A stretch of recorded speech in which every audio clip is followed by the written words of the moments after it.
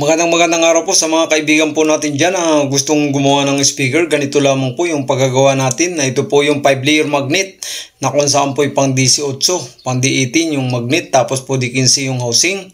Ang voice wheel po nito ay 4. At yung gusto po pala dyan umorder ng mga magnet at sa mga gusto pong matuto, subaybay lang po kay International Master Speaker Inventor TV. Na ito po pala yung mga speaker na paggagawa natin na 5-layer magnet na sobrang mahal na po sa raon.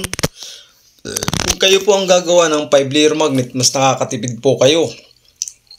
Napakadali lang po, subaybay lang po kayo para po ngayon kayo po yung matuto. Dahil po napakaganda po kung sariling ang gawa ninyo, sariling gawa, para po ngayon makatipid po kayo na hindi po na kayo gumastos ng napakalaking halaga. Sa mga kaibigan po natin dyan na mahilig sa sounds at sa gusto pa pong matuto gumawa ng speaker, na ito lamang po yung pagagawa natin, yung pinakikita po. At sa gusto pong mag-order ng magnet, na ito lamang po, kailangan po natin ibahagi sa mga kababayan po natin dyan na mahilig sa sounds, na kung saan po ay talagang napakamahal na ngayon ang mga speaker diyan sa Raon. Shout out pala dyan sa mga kaibigan natin dyan sa Raon at sa mga babayan po natin dyan, mga OFW, shout out po sa inyo.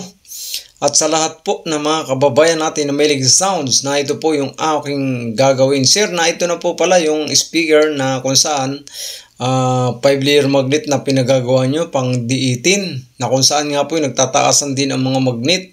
Kaya po yung kayo ang gagawa, mas nakakatipid kayo. Na ito po pala yung sinasabing washer. Ayan, yung gusto pong bumili ng mga washer at tiyok, na ito po, susukatin po ninyo yung tamang distansya ng butas ng daanan ng voice call. Ayan po, sa mga kaibigan po natin dyan na mahilig sa sounds, at sa mga kaibigan po natin dyan sa lubat labas ng bansa na gusto pong matuto, kaya po, subaybay lang po kayo para updated kayo sa mga ilalabas mong videos. Subscribe po agad. Ayan po yung washer natin. Ngayon naman po ikukunin natin ngayon yung tiyok. Ayan, na ito na po yung tinatawag na tiyok ng pang 5-layer magnet, na kung saan po talagang mas nakakatipid po kayo. Hindi na po manlalanit ang mga bulsa ninyo. Dahil sa nagmamahala na po ngayon ng mga speaker, ayan, ganito lang po. Ayan, susukatin ninyo yung taas ng tiyok, na kung saan po yung pangit ng ito, kung ano pong baklas ng speaker na gagawin ninyong 5-layer magnet o 2-layer, kahit anong pong speaker, dapat po ay pantay. Kung anong itsura po ng binaklas ninyo at kinabit yung bago, dapat po magkamukha, pantay, para po ngayon maganda yung tunog. Ayan, napakasimple lang po. Yan po yung tiyok na 3 pieces na paggawa ng taga Iloilo, sir, na ito na yung speaker mo, na kung saan ay nakaready na baka sa isang araw. Kaya po ngayon ipapakita ko po sa inyo kung paano gumawa ng 5-layer magnet, na kung saan po simple-simple lang. Sa mga kababayan po natin dyan na hirapan na bumili dahil nga po napakamahal, mag-ipon po kayo ng mga speaker kahit sa junk shop, pwede po nyong gamitin basta po buo. Ayan po yung panggitna natin,